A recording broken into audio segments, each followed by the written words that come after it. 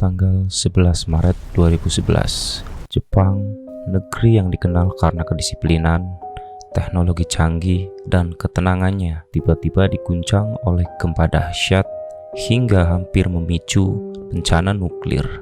Tapi dari reruntuhan dan radiasi, berdirilah 50 orang yang memilih bertahan ketika semua orang lain melarikan diri, dan mereka dikenal sebagai Fukushima 15, sekumpulan orang-orang yang rela mempertaruhkan nyawanya demi keselamatan satu negara.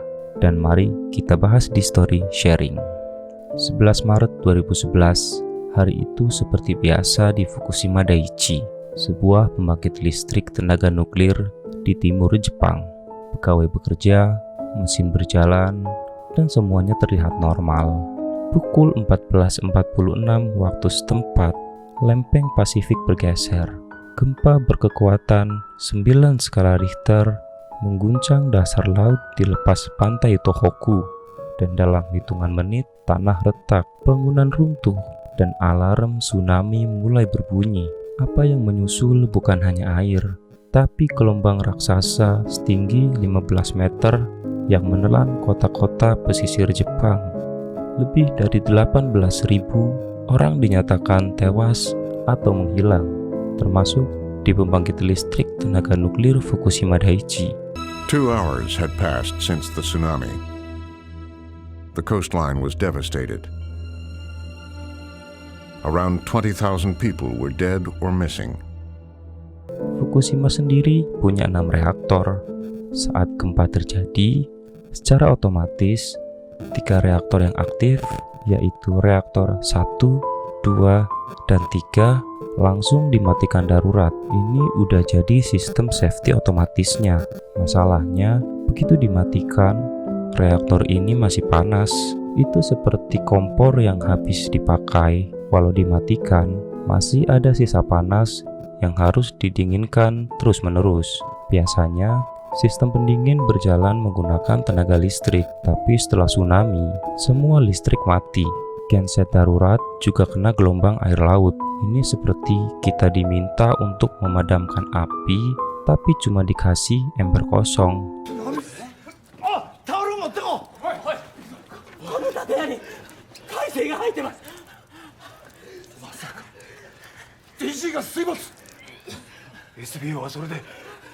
Reaktor pun mulai overheat, uap panas terbentuk, tekanan mulai naik, dan reaktor pun jadi bom waktu. Tanggal 12 Maret 2011, 1 hari setelah gempa, tekanan di dalam reaktor 1 makin tinggi.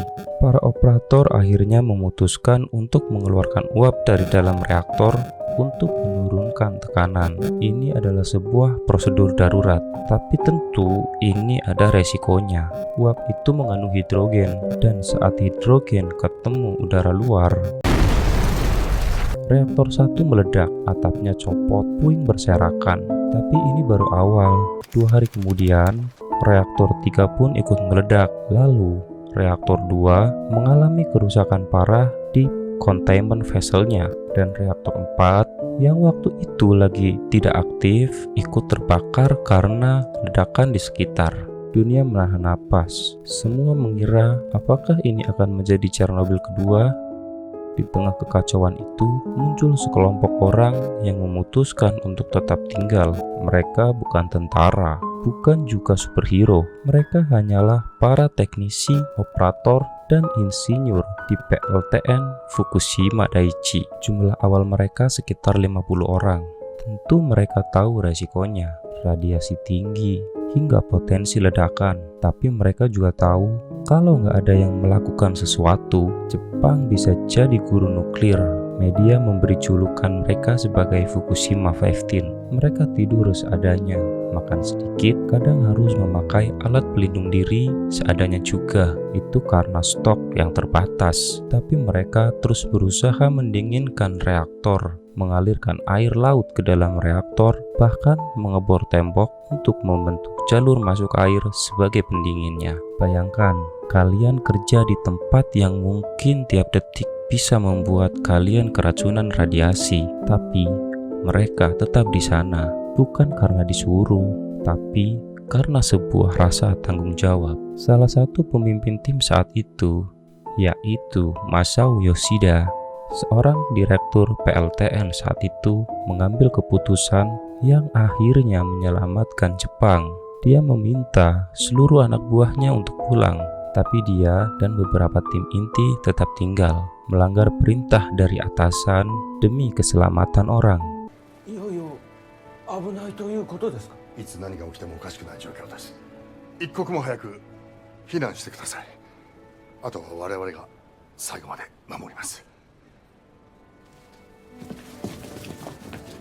自衛隊の皆さんも。 Sementara itu, dunia mulai panik. Negara-negara tetangga khawatir kalau radiasi menyebar lewat udara dan laut. Masyarakat Jepang mulai dievakuasi. Lebih dari 150.000 orang terpaksa meninggalkan rumah mereka.